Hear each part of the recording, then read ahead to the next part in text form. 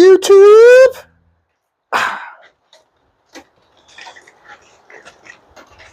This is a quart of fucking coffee. No beer. I gotta go pick up my daughter in a minute. So if this cuts in and out, and yeah, I gotta go grab her. So we're gonna do coffee. I'm a fucking responsible adult. Thank you very much. I would never, ever take a roadie with me and drive, ever.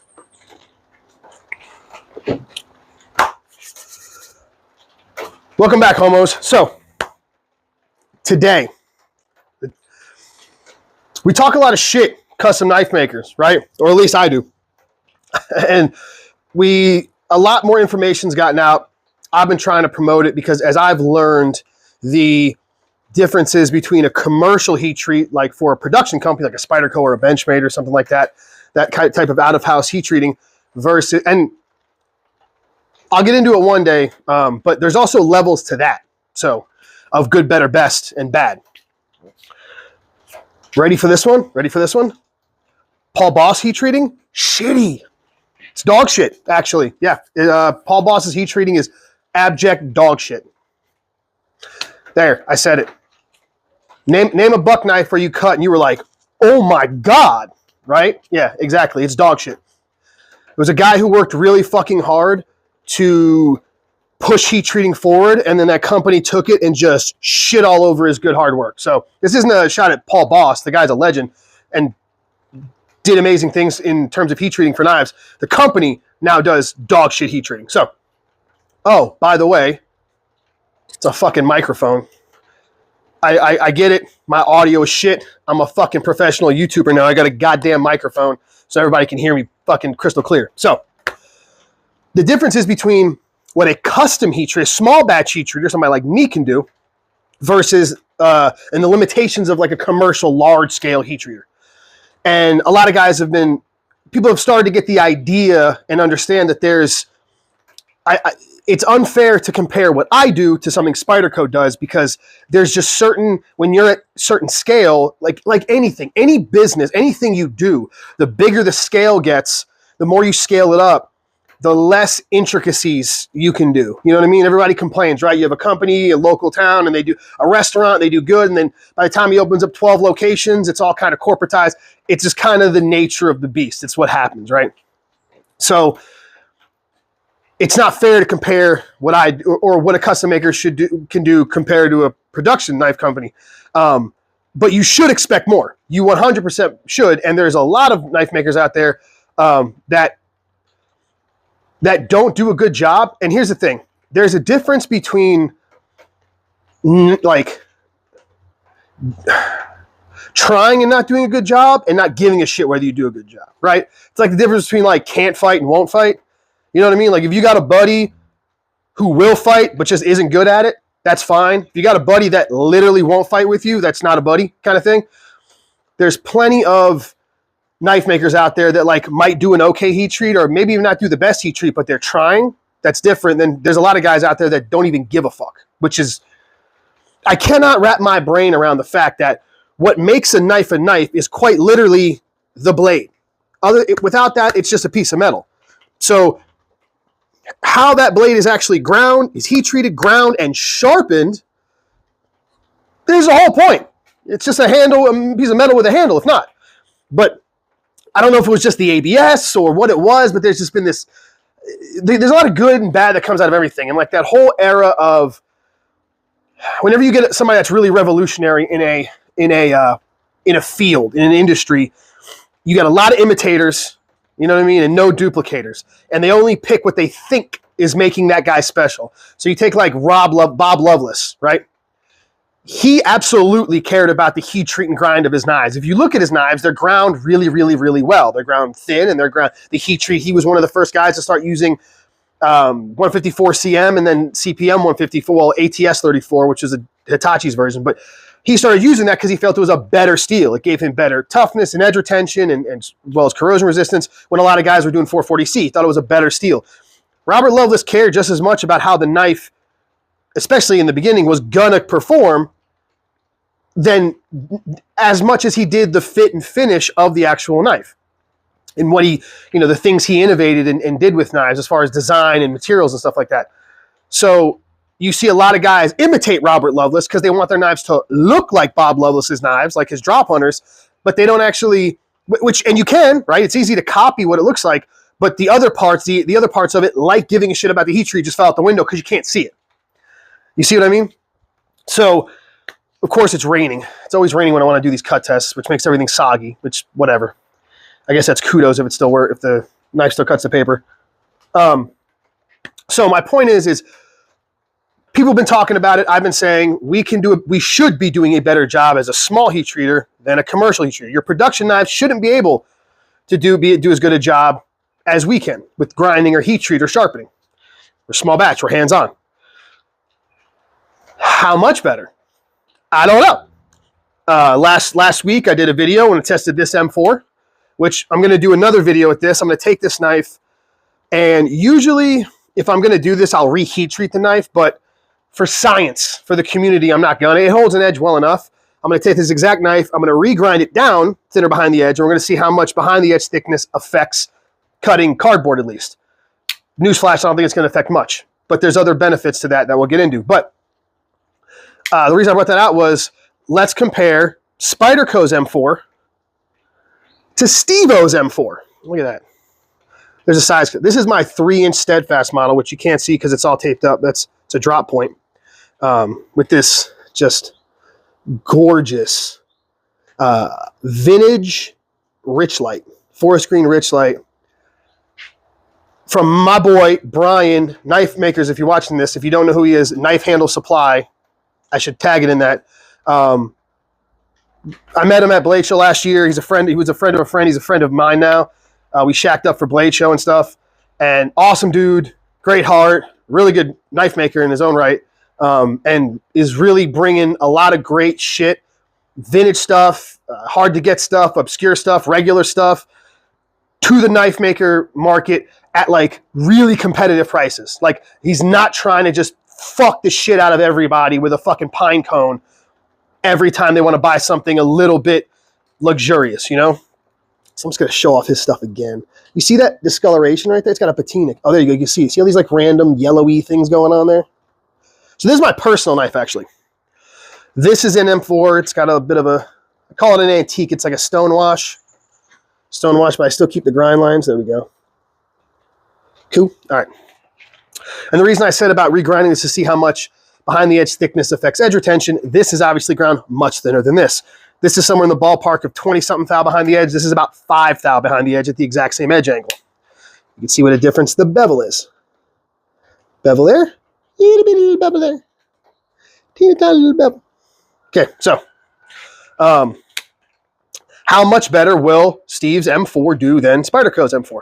Again, this is more for my curiosity. More for my curiosity. This is not me shitting on Spyderco or saying I'm better than Spyderco or anything like that. It should perform better. How much? I don't know. I got curious because this knife performed a whole lot better than I thought it was going to do. I thought what it did would be around where this was. So now I'm curious to see how well this does. Am I talking shit? Right? I know for sure that this steel's been set up better. The heat treat was done better. I know sharpening it is 1,000 times easier. I know there's less retained austenite from the sharpening and the burr removal. I don't know if it's harder yet. I still got to poke this one. But I don't know how much better is the edge retention, at least against cardboard. And how much better is the edge stability. What we're going to do at the end of this video is test these on the brass rod of doom. Clink, clink, clink. That's right. I can feel your buttholes puckering already. But it's so much fun to do. Now, housekeeping. I love when guys used to say that.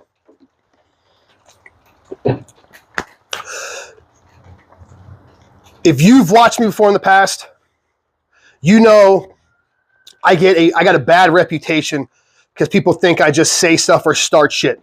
Fact of the matter is, if you watch my videography or whatever it would be called, the discology of Steve, Super Steel Steve, I just made videos, learned stuff, expressed what I learned, expressed my hypothesis on stuff and my feelings about steel and sharpening and all that. And that pissed off other people, and then they came at me. I didn't start shit. I just finished a whole lot of it. Very few instances where I start shit. This is going to be one of them. Cutting Board RX, CBRX.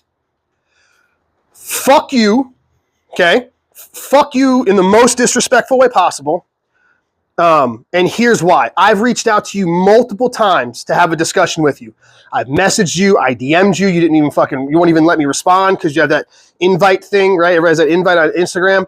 You won't respond. In the comments, you just want to chastise me. Okay, you say I love bomb you. Here's a love bomb, okay? I told you you're going to regret this. If you know me, you know I love and encourage testing and holding companies accountable, for the knives we buy.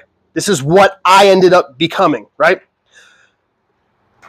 But it has to be done in good faith, right? I just wanted to know what steels were better than others, who was doing a better job, what the best edge angles were, all that kind of stuff. I never set out to piss anybody off. I don't set out to shit on anybody, any of that. When someone's entire premise for their channel is cutting the bullshit and no hype and all that cutting the hype bullshit, when it's that, my ears go up. Because you're telling us in no uncertain terms that the entire premise of your channel is contrarianism. Like you're going to be, every topic is going to come, not from an angle of skepticism, but from an angle of it is hype. And I'm going to show you the real shit. All these other motherfuckers are lying to you, right? Everyone loves it. I don't know what it is about the knife community. Maybe it's in other communities, I don't know. But the second a channel starts getting followers, now gets sent samples and starts becoming influential and can talk to knife companies and they start getting samples and stuff, all of a sudden they're a fucking shill. I showed everyone a shill. You go look at my things that are still posted up to YouTube. Slicey Dicey was a motherfucking shill. Okay? He was shilling fucking knives and then he was taking stuff and selling it out the back. That was a shill. Metal Complex is not a fucking shill. Neves Knives is not a fucking shill. Okay? I know these guys personally. I know Jared really well personally. That's a personal, really good friend of mine. They don't get paid to do this. They get paid through views. Okay? What do you think is going to get a lot of views? Shitting on a popular product or agreeing with everyone on a popular product? We'll say worst case scenario, even. I'd say stirring controversy would get more views, but let's say it's even. There's no benefit for them selling free shit or selling fake shit to you, whether it's good or bad. It doesn't. You see what I'm saying? It would make more sense if they like CBRX guy who's constantly everything he touches is not what they're telling you. They're all lying to you, right? Like his bullshit tip test where he takes a knife and you can watch it over and over again. He stabs it into a tree and the knives he doesn't want to say is good, that he doesn't like, he'll do the nice little wiggle and pull out. No standard depth, none of that. If you guys have watched my channel, go to Rumble, go look at the discography of what I've done. I've done tip tests on Stryders and Benchmades and fucking Emersons. I put them into a standard 2x4 at a standard distance and pulled.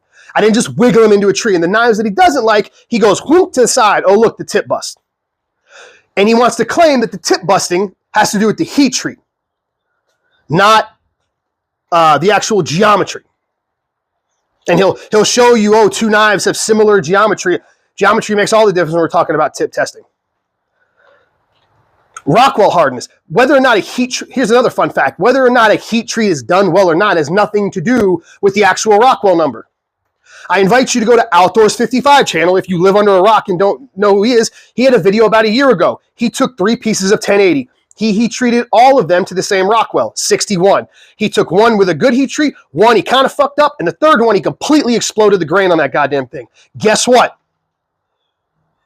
All of them cut the same.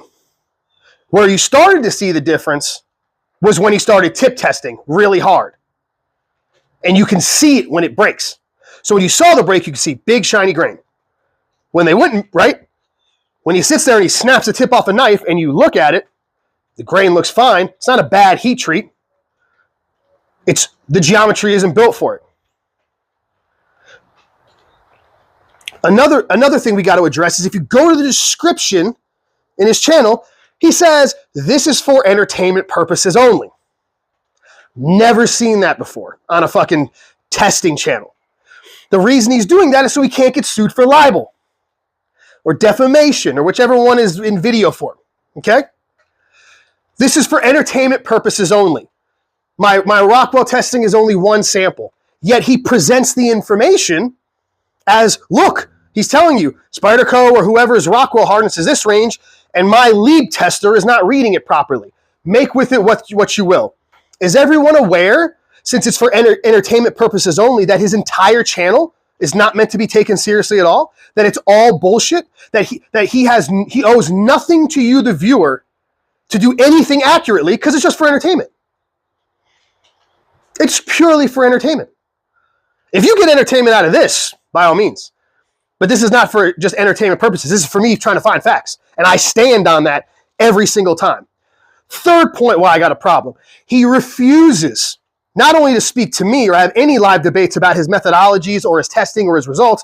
I could show, I'll put it in here somewhere. He refuses, when anyone asks him, to have his Rockwell stats verified by an actual Rockwell tester. He came up, and I cannot find what he was talking about, some article where he says Rockwell testers can be off by 1.5 points. Absolute horseshit.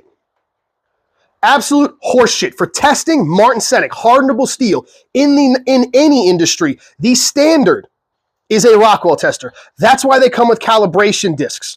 That's why you get them calibrated every 6 months, and they make sure that the diamond impinger's straight and the oil pressure and the hydraulic is all good. And you test them every time. You have to do it every time, but every so often you test them on a calibration block to make sure you know where you're at. It's this standard. What he does is what he's using is what's called a lead tester, L-E-E-B. Lead testers are not meant to be accurate. Lead testers are handheld portable devices that are used to test large pieces of steel in a multitude, whether it's Vickers or Rockwell C or Brinell or whatever it is, large pieces of steel that you can't get underneath a Rockwell tester. Say like the axle on your car. Can't fit a fucking axle under a Rockwell tester. So you take a lead tester and you find the general range of where it's going to be. About a 5-point swing or so. An axle for a car, right? Let's say it's got to, in order to get the strength requirements and the ductility that they need, it needs to be somewhere between 52 and 56 Rockwell. That will give it sufficient strength. It doesn't need to be exact. We're not hitting knife numbers here. This isn't NASA, okay? It needs a general idea. The lead tester, you can put it up to that. It even has a tip on it for different radiuses. You can put it up to that right there, up to the radius, and bounce it. What a lead tester does is it loads a ball bearing, and it measures the rebound of the bearing off the piece of steel. How accurate do you think that can be? Not very accurate at all. The point isn't to be super accurate. The point is to fucking be in a ballpark, and it does that really well. It'll give you that around there. When we're talking about, when we're going to call out companies for a tolerance of 1 to 2 Rockwell points, and the methodology you're using has a swing of 2 to 4 points, that's a fucking problem. So, not only is it not meant to be accurate, he's using it incorrectly. When you measure stuff with a lead tester, it's either coupled or uncoupled. What that means is either standalone or it's stacked on something. Okay? That's what it means. When you're using it uncoupled, which means free, it has to be a certain thickness. There has to be a certain thickness, and whether it's coupled or uncoupled, there has to be a certain weight. Again, this is used to use large pieces of metal that you can't, or odd-shaped, really, pieces of metal, circular things that you can't get under a Rockwell tester, to give a general idea. They have to be a certain weight. Now I'm going to insert, if I can figure out how to do a voiceover, something right here. Here we go. Here's his descriptor, CBRX. Here's his disclaimer. This video is for entertainment purposes only. So I want everyone to remember that when you watch his videos, it's not meant to give you quality information. It's meant to entertain you, like a kid's television show. The test methods and equipment used to create this video are not industry standard practice. A test of a single unit does not represent a statistically significant sample, so yours could be different from mine. Please do not attempt anything to replicate blah, blah, blah, personal injury or property damage. So, like I said, this video is for entertainment purposes only. This is under the disclaimer of every one of his videos. Do with that what you will. even though it's presented as factual data and for you to take and make your own opinions of whatever product he's testing in your purchasing decisions. And he says as much while he's doing this.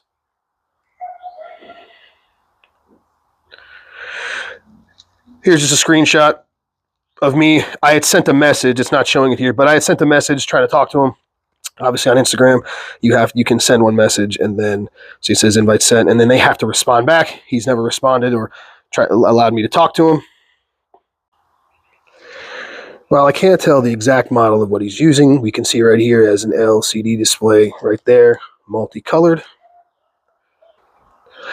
Here is a LCD displayed, high-end, state-of-the-art one, lead tester, Rockwell hardness, portable, very similar to the one he uses, similar input you can see up top. This might be a newer version of it.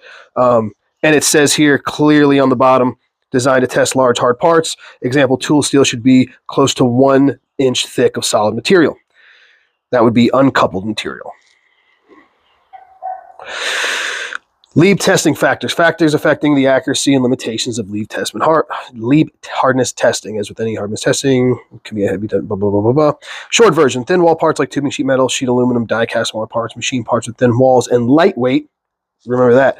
Parts are generally considered not suitable for this test method. Again, lead testers are used to test large pieces that you couldn't get under, let's say, a Rockwell tester. And it gives some... well, here we go. Most important. Here we go. Remember I said the lightweight? Most important. The sample must be of sufficient weight and rigidity. Weight. The lead principle for the impact rod is to rebound off the test surface and measure that rebound. So if the sample lacks weight and rigidity, the sample will absorb much of the impact, giving an inaccurate result. Now, there are two methods you can use when you're testing. One is uncoupled and one is coupled. What that means is uncoupled would be like a pipe sitting next to you. It's freestanding on its own. It's 1 inch thick and it's big. Coupling means you're going to take a smaller part and stack it on top of a heavier part, giving more density to it because it says the weight is important. Now, if you look down here, sample weight, over 5 kgs or over 10 pounds, does not easily move, can be directly sampled, and this is the ideal sample. Ideal situation is the piece weighs more than 10 pounds. I don't know many knife blades that weigh more than 10 pounds. But Steve, you can use the coupling method. Absolutely. Let's look at the coupling method. Coupling method. Test samples backside should be prepared to make a plane as supporting surface with smooth formation, blah, blah, blah. Can be filled with coupling industrial grease, which he takes some hand sanitizer, I think, and uses it to hold it on there. Users cannot press the surface supporting object. The weight of the supporting object should be more than 5 kilograms, which is over 11 pounds. He uses his testing block. I've not seen him one time weigh that testing block to be more than 11 pounds. I've looked it up. Testing blocks weigh anywhere between 2 and a maximum of 1 and 3 kg, which is about 6 pounds. I'd love to see him verify that. Now, let's even give him the benefit of the doubt and say that the block weighs 11 or 12 pounds.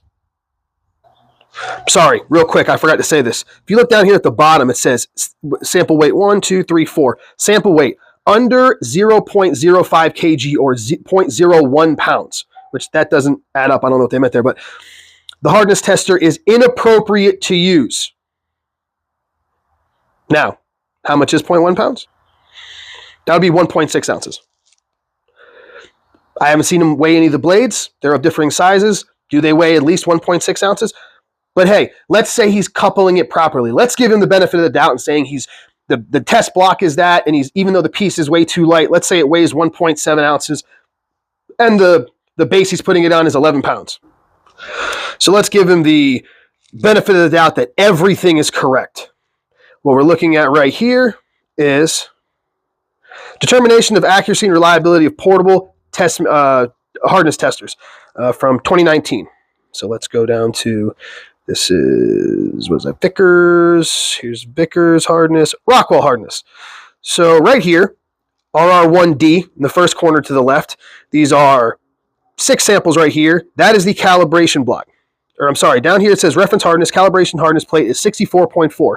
RR1D AQ, that is a tabletop Rockwell hardness tester. So we can see right here, 64.4, it got 64.1, 64.8, 64.6, 64.5, 64.7, 64.5, giving a value of plus 0.22. So plus 0.2% variance. That's the average it was off. So it was off by 0.2 Rockwell. Fairly accurate, right? These over here, TH170 and TH1100, these are portable testers. That's what these are right here. Two portable testers. 1100, 170. These guys right here. So TH170, TH100, TH170, two different styles. They've gotten, remember, test block 64.4, 62.4, 58.6, 61.6, 60.5, 63, 61. You can see a wide variation with a variation of minus 4.81. Over here on the other side, it gets even worse, 60, 59, 60, 60. At least this one was, it was off farther, over 4 points and 5 points on some of these, but it was at least consistently around 59, 60, whereas this bounces anywhere from 58 to 63 at one point, giving a value of off by 6.52. You're looking at 4 points between, anywhere between 6 right here and 4 points of variance. The closest being this 63 right here, the 63.2, which is still a point and change off. So let's give him the benefit of the doubt and saying he's using these properly. We can clearly see that Leaps testers can give wildly off results. The reason being for that is they're not intended to be as accurate as a Rockwell tester, like here on the left side. They're here to give a range for big pieces of material that don't need super tight specs. Like I say, like I've said, like an axle on a car. It needs to be between, 60 and 63 Rockwell. Okay, well, it's going to give you somewhere in that ballpark. You hit it a bunch of times. Okay, it's coming up somewhere around there. That's what it's going to give you. So, yeah. All right, we're there? Okay, just making sure we're still recording. So as you see, he's not using anything that is now, the weight is arguable. I haven't seen him weigh a single blade to see if it weighs 1.6 ounces, and that's the bare minimum. And as you can see, by one of the manufacturers themselves testing up against a Rockwell tester and 2 different models, it will be off by between 2 and 4 Rockwell points. Imperfect situations. So first off, we don't know if some of the blades are even weigh enough. He's never weighed them. Secondly, the coupling where he's stacking needs to be at least 5 kg, which is around 11 pounds. The calibration disc that he used is not 5 kg. It's nowhere near 11 pounds. It'd be lucky if it was 3 or 4 pounds. So the coupling's not done properly. Even if it was all done properly, completely perfect, there still can be a variance of 2 to 4 points. And this is why he refuses to send it out to send his samples out to get confirmed by an actual Rockwell tester, which is the industry standard. I have no problem if you want to use it to come up and tell everybody, hey, this can be complete bullshit.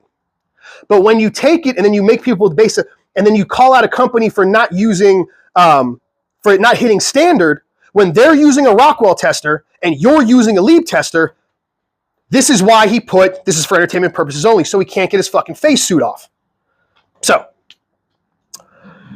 now that that's out of the way, CBRX guy, I am formally calling you to the table to have an open discussion about what you're doing. And I'm asking you to please send your stuff to someone to get Rockwell tested and verify whether you're even within the ballpark of it. Unless it's just for entertainment purposes, like you said, it's all bullshit. Because again, if you look at his comments when people ask him that, he'll tell you he doesn't care if you don't like his results, even though he's presenting them as fact. So, now that we got that out of the way, now it's time to cut shit.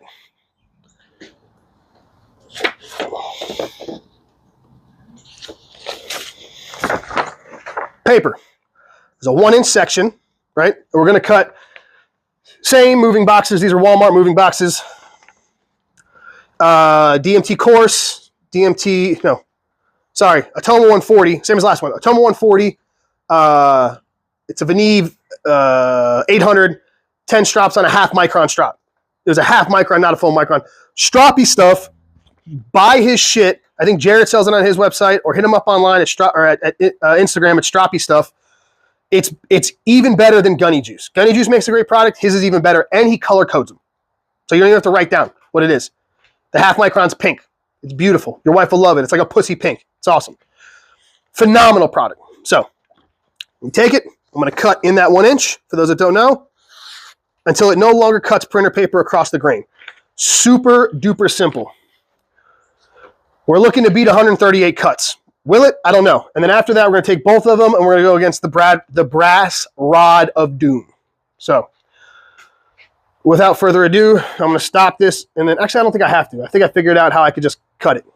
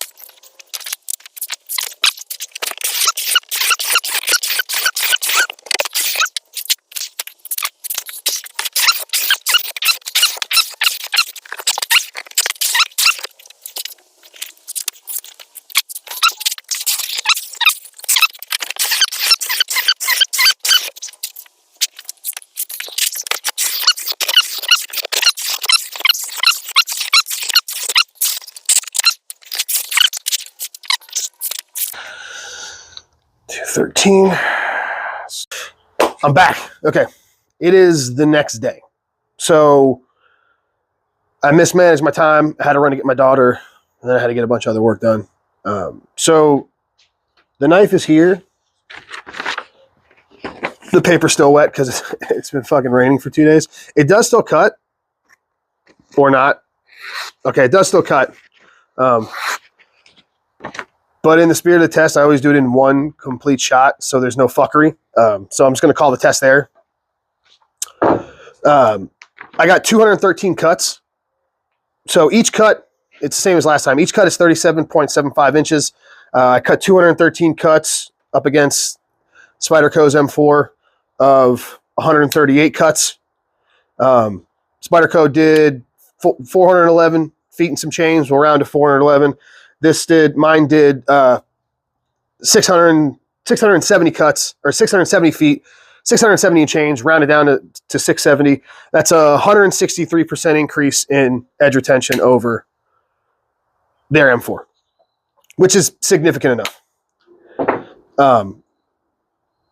So it did outcut. I was shocked. It actually cut way longer than I thought it would. I thought it was going to be closer than that. But again, I got to get this Rockwell test this year at Rockwell. This is at 67. So I'm going to assume I'm going to bet my life it's at least 2 Rockwell points higher. Yes. Oh, there we go. So now the bronze rod of doom. So this is going to be fun. So what I'm going to do is take off the tape on this guy because I want to do it on a sharpened part, like on the back end here. What is the brass rod of doom, Steve, you ask? The brass rod of doom is an edge stability test that I like to do on all the knives, the steels, when I'm testing them at different Rockwell hardnesses. Look, so this knife, like I said, is about 5 thou behind the edge. It's very, very hard. If I were to drop this, it's absolutely, the tip's going to pop off. If I were to fucking slam it up against something hard, it's going to chip out. It's mainly because of how thin it is, okay? Not because of the Rockwell hardness. But Steve, hard means chippy. Yes, but geometry overpowers hardness when it comes to, how do I say this? Because toughness isn't impacting. Geometry overrides everything when we're dealing with durability, okay? To give you a good idea, I know I'm a friend with a blade sports competitor, the guys with the choppers that sit there and whack through 2x4s and then, you know, cut a piece of paper and a straw at the top of bendy straws. He uses CPM 4V, and he runs that at 66 Rockwell while he badges, you know, fucking yams it through 2x4s. There's a guy I met, a friend of his, that uses is a Rex 121 or something at like 71 Rockwell. So all these guys use really, really, really hard steel to do those. What gives them the ability to withstand that kind of impact is the blades are all, you know, 3/8 of an inch thick or 1/2 inch, very, very thick, and they have a very, very wide edge angle. That's why if you watch those competitions, it's something really, really brutal where they're chopping, and then they have to do something where they cut like a hanging sheet of paper or the top of a bendy straw. It's because they have to maintain sharpness through the whole course. So in order to be able to maintain sharpness, they're going to use a very, very, you know, keep high edge retention through all the abuse. They're going to use steels with very, very high hardness. A lot of guys will use M4. I've seen him and more guys are using 4V, and this is funny. The reason they are using 4V is not because 4V is tougher. I don't remember on the chart where it exactly lands compared to M4, but because, and I quote, they feel like they can get 4V sharper, which I 100% agree. 4V takes a nastier edge than even M4 does. 4V is one of my favorite steels in the world, period. I love it. I've got some 4V coming in that I'm going to be, I'm working on some 4V, and then next Saturday or maybe it'll be next week, I think. If this video comes out on a Saturday, which I'm trying for, then the day this releases, I should have 4V knives for sale today or whenever you see this video or tomorrow, if that makes any sense. I'm putting this out a week later. And it does. If anybody's ever sharpened 4V gets like spooky, creepy, nasty sharp. Anybody that's used it before knows, like, you could sharpen any steel, let's say M4 and 4V on the same 1,000 grit stone, and 4V is just sharper. It just gets keener. I personally think it's the lack of tungsten. You got a lot of tungsten in this because this is a high speed steel. There's a ton of tungsten in this, and tungsten's kind of chunky, which is fine. And a lot of moly in this. So I think it's the lack of tungsten and moly. It has a bit finer grain and gets just nasty. Even the finish on it. If you look at 1,000 grit finish, if let's say you looked at the bevel, what it actually looks like, 4V always looks like it's like double. Like if you put 1,000 grit edge on a 4V knife, it looks like it's at 2K. It just takes a gnarly edge. So yeah, they all use very, very, very hard steel. And again, I think it's Rex 121 he's using, or it was the Rex 86 or Rex 120. It was north of 70 Rockwell. That's chippy and should break. Not if you make it thick enough. It's that simple. So now the brass rod of doom. It's a brass rod. What I like to do is, what I'm going to do here is I'm going to put it in like this, and then what you're seeing me doing right now. So I'm going to do it on this back end right here. What I'm trying to do is torque the edge and see if I can get chipping or rolling. Again, if I took this and dug it in and popped it, I'm sure I could chip the blade if I really wanted to. The point isn't I'm not trying to make it fail like that. It's to simulate some like more extreme lateral pressure. I need to get a block of some of that fucking wood like Sean gets. I don't know, some sort of African black wood where him and Roman will tweak on it like that. Does very similar stuff. I just use a brass rod. It's soft enough to where I can cut and chip through it without like ripping, potentially ripping a chunk out of the knife out. So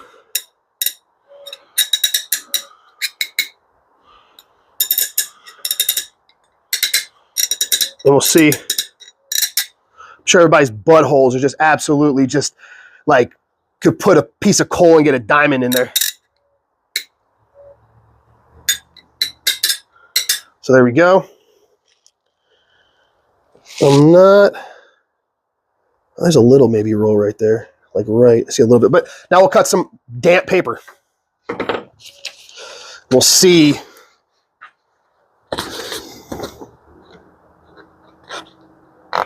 Let me see. The paper's too damp.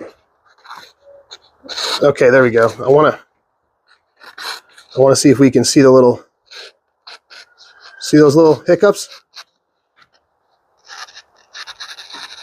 It's hard to see.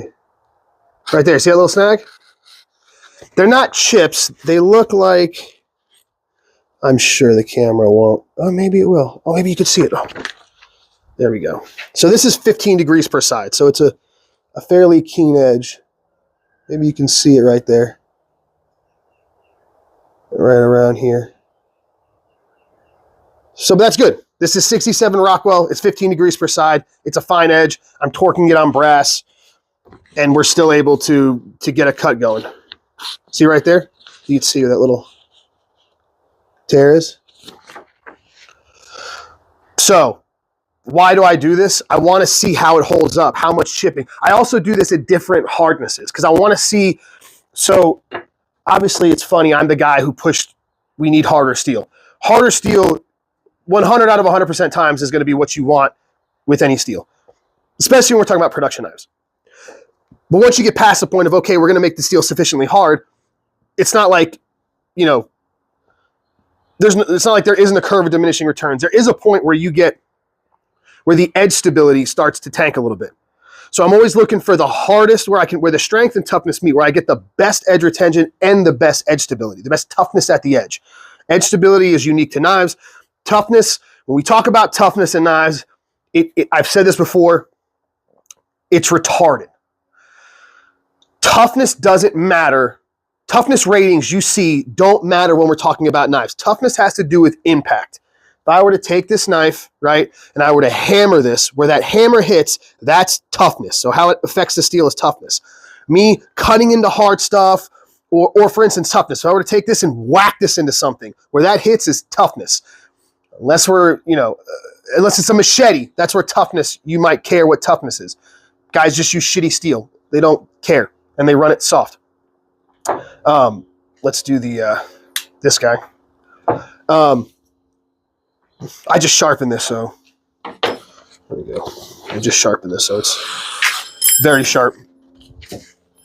And we'll do the same thing. We'll do it on the back end over here. Let's dig it in a little bit more. Oh, looks fine.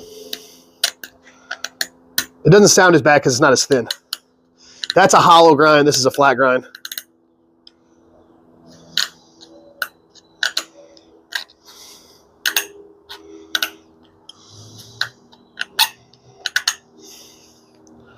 So let's see. That looks fine. Perfect. Perfect, perfect, perfect, perfect. I don't think I see anything, actually. So, perfect example of what I'm talking about. Oh, maybe. So, there's a little bit, but we're talking tiny, tiny amounts. There's less than there is on my knife. You can see it's a little rough, right? But it's less. It's a little bit less. It's not. But this is kind of what I'm demonstrating. So this I'm sure is softer. Let's say this is 65. This is 67. There was less damage, right? There was enough strength in this steel, but also enough toughness to give this a little bit better edge stability than this. Okay? So maybe, let's say next time I do M4, I run this half a point. So, or let's say this is 67, 65. Maybe I run it 66 and try this again, right? I've ran this at 64, 65, and this 65 and a half, and this 67 and 67 and a half. 67 was where I landed on these, right? So maybe 66. We'll try 66. Maybe that gives even better. I know it looks like I'm splitting hairs here. It's such a tiny little difference. Both of them held up really well, but this did do better because it's slightly softer. Here's an instance, right? Now, is it worth the trade-off on edge retention? Is the 167 extra percentage increase in edge retention worth that difference in damage to the edge? Let me see here so we can see these.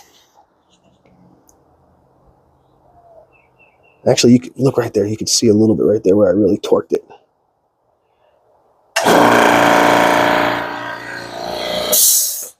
Stupid compressor. There we go. So can you see a little bit? So is that worth it? Is it worth it to you? So like I said, I'm always trying to find, maybe 67 isn't exactly where I want to run it. Maybe I want to run it 66, and I might find that sweet spot between. This is what I'm always trying to do. This is what any good knife maker is trying to do, is find that absolute sweet spot where I get the least amount of, I get the best edge stability and the best edge retention for that edge stability, right? Because I want, again, is that a bit extreme? Yeah. No, isn't it going to be torquing on fucking brass with a knife this thin? No. What I would do if someone was going to use this harder and be like really torquing on wood or something like that, I would just increase the behind the edge geometry. This is a hollow grind, so I would just hollow it out. I would make it 10th thou behind the edge, and I wouldn't have to worry about it chipping out, but you will still get the damage at the edge. So maybe I would drop it for them in particular. This is the benefits of going with a custom maker. I adjust the heat treat and the grind based on what the use case is for the customer. That's why it's custom for the customer. Making knives that you like and then putting them up there, those aren't custom knives. When you make it for the customer, it's custom, if that makes sense. So yeah, there we go. Brass rod of doom. It's not really doom. I just thought it was funny. Little edge stability test to show some damage and the difference between a softer M4. I say this because I like to run like Magna Cut. I prefer to run Magna Cut at like 63.5, 63.5, even 64. I've ran it at 65, and the edge stability goes down. It's noticeable. 63 to 64, I could torque on that brass rod and get like nil, almost nothing. At 63, 63.5, nothing. I'll just torque on it. It won't do anything. That edge will flex and go right back to true. It won't do shit. 64, a little tiny bit. 65, more. Not anything significant. Probably less than that M4, than my M4. But it's noticeable. When it's at 63, 63.5, nothing. You could torque on that thing all day and like nothing happens. Once you get to 64, it starts to show a little bit. You might get a little bit of micro, very, very tiny here and there. 65, you definitely will get a little bit of it. So that's why I prefer to run my Magna Cut at 63.5, 64. I think that's like the sweet spot. 63.5, 64 is like right where it's at. That's where I run it. That's why I run it there. And I don't go to 65. I think 65, the increase in edge retention from 64 to 65 isn't worth it for that benefit of edge stability. And one of the things that nobody talks about with M4 or with Magna Cut is its sharpenability. I'll do a test with it one day and show you what I'm talking about. Magna Cut's superpower, one of its superpowers that nobody talks about, is its sharpenability. I can run that knife across a diamond plate, and then it will take me 60 seconds to put a razor edge on it, to put a brand new edge, if that, 30 seconds maybe. I'll do a live demo one day, and I'll show you. That's what's awesome about Magna Cut that makes it such a great work knife, is it has really good edge retention at 64. It has very good edge stability. It's tough, and you can use it, and if it goes dull on you, you can quite literally actually take just a pocket stone and give it or a strop and give it a cup and then go for another hour. Its edge retention for work put in sharpenability is like super lopsided. You get a lot of work out of very little effort sharpening. So anyway, that was a little side rant. So there we go. Can a custom maker do steels better than a production company? Yes, in this case, M4. We demonstrated that. Does it still have good edge stability? Yes. And is Cutting Board RX's test flawed? Yes. Is he being a big fat fucking pussy by not having open discussion with anybody or getting his results verified with an actual Rockwell tester that's meant for what we're doing? Yes. Should you listen to what he's saying when he's giving you information? No, because it's for entertainment purposes only. Remember that. It is not for Cutting Board RX, CBRX is not giving you actual information for you to make decisions on as a consumer. He's just making an entertaining video for you. So don't take anything he says seriously at all. It's not actual data he's giving you. He admits it in his own description. It's only for entertainment purposes. It's not meant for you to do anything with.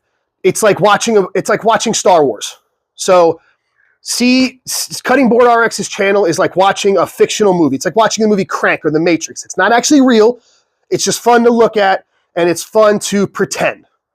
His Rockwell results are just for pretend. As I showed you why they can be wildly inaccurate, and that's why he won't get them verified, is because it's all for entertainment. Don't take it seriously. His results are not actually real. They're just for entertainment. So there you go.